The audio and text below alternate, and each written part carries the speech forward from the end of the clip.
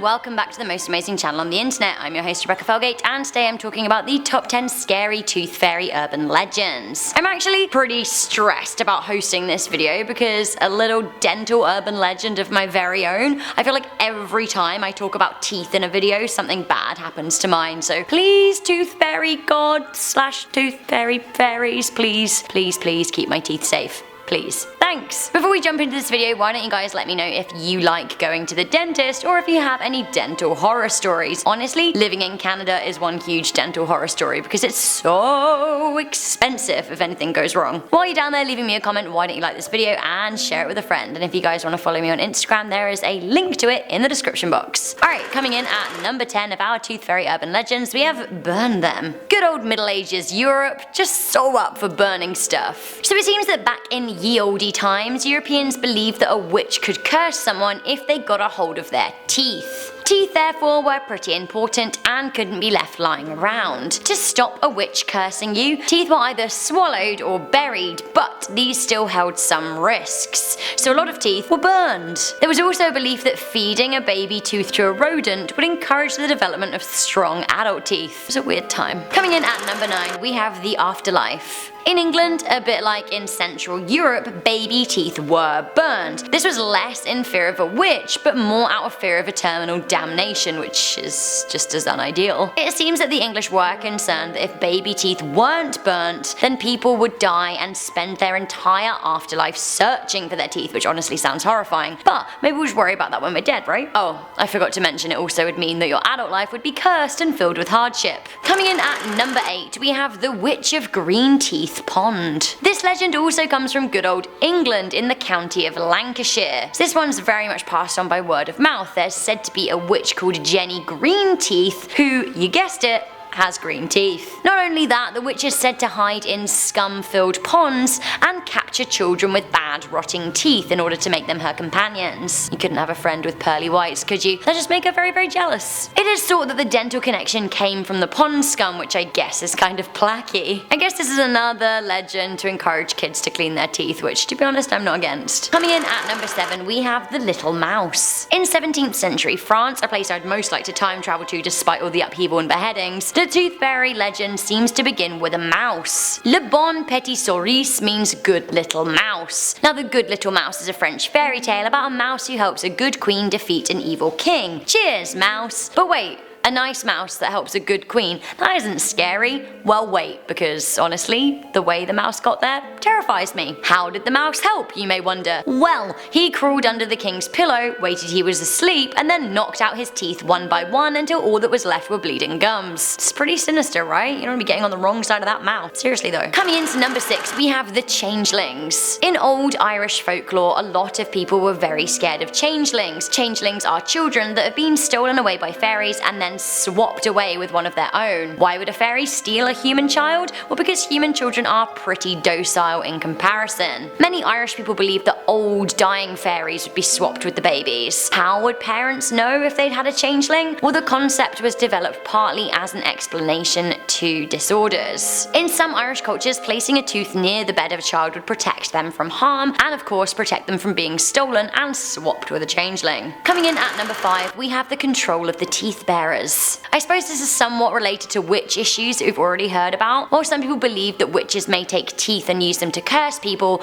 others believe that if teeth weren't hidden or destroyed, that a person could control another if they had them. The idea was later explored in Terry Pratchett's Discworld series as Tooth Fairy's collection of teeth is seized. This allows Mr. Tea Time, a ruthless schemer, to seize control over everyone who has a tooth in the Tooth Fairy's castle. It is also worth mentioning, to Pratchett, the Tooth Fairy was more like a bogeyman, or a collection of bogeymen who collected teeth in order to protect them from mind control magic. Coming into number 4, we have an old wives' tale. We have gain a baby, lose a tooth. So basically this is the way the saying goes. It seems that babies and teeth are weirdly linked in folklore. It is an old superstition that women pay the price for a child by losing a tooth, which is kind of worrying, right? Back when this legend was originated, it was said that the tooth loss was some kind of natural balance in order to keep Mother Nature, who I guess in this case we could call the Tooth Fairy, happy. This all came about when many pregnant women noticed that they were losing their teeth or suffering dental issues. There are some actual science behind this urban legend too. It seems that pregnancy interferes with calcium absorption, and further to that, a lot of women crave sweet or acidic food while they're carrying. In modern days, pregnant women are also less likely to visit the dentist, so maybe it's less a tooth fairy collecting payment for a blessing than it is variable dental hygiene. We have tooth superstition up next at number 3. We have biting the wood. In Filipino culture, spirits visit people in their sleep, and people often think that their dreams are visions and warnings. It is thought that if a person dreams that their teeth are falling out, they are being warned. I'm honestly pretty interested right now because I constantly have teeth falling out dreams, like honestly constantly. So I thought it was an anxiety dream, but it turns out in Filipino culture anyway, that if you dream this, someone around you will die soon. Scary. To counteract this, you must appease the spirits by biting a piece of wood. Coming into number 2, we have 1,000 teeth in a wall. I'm sorry, but this is absolutely terrifying. Why are they there? Check out this image and tell me what you would do if you were working construction and found this horrible haul. As workers were taking down a wall on the 2nd floor of the Converse building in downtown Valdosta, Georgia, they found these many teeth. After an initial scare, some research was done into the building, and it was discovered that it used to be home to a dentist. It seems that the dentist at the time, Dr. Humans, used to place extracted teeth inside of a wall instead of disposing of them properly. These days, this would be a biohazard risk, as rotting teeth are considered to contain infectious material. So why are they in the wall? Well, it is very likely that he was superstitious, and burying teeth in walls was an old religious tradition. Okay, I'm ready for this at number 1. I love a good troll, and this is all about a tooth troll. Meet HAMMASPEIKKO at number 1. So HAMMASPEIKKO is a legend from Finland about a troll that rots teeth. The urban legend surfaced in 1949 when a children's book was written by Thorbjorn Egner about dental health. It seems that eating candy and junk food lures in tooth trolls like the HAMMASPEIKKO. These in turn drill holes in your teeth, and they'll stay there unless they're scared away. How do you scare a candy-loving tooth troll? With a toothbrush, that's how. While it seems that the urban legend of the HAMMASPEIKKO is used to scare young children today, historically, in old Finnish religion, it was believed that small malevolent spirits did cause toothache. It's a pretty terrifying visual, isn't it? Like tiny trolls living in your teeth, hammering at them, causing them to rot. But honestly, after the bad month of dentist work I've just had, like, I can believe it. I'm so hygienic with my teeth, and like, maybe I've just got trolls. Trolls! Aren't trolls the explanation to all of life's woes? So guys, that was the top 10 scary tooth fairy urban legends. Which scared you the most? Honestly, I'm really worried that I'm gonna have teeth dreams tonight, and I hate them, so please no. Before I go, I just want to read some comments from the appropriate video, The Scary Dentist Story Part 2. Carrie Ann, who I noticed commenting on loads of our videos, say thank you. She said, "Oh geez, I hate the dentist. After a botch impacted wisdom tooth job,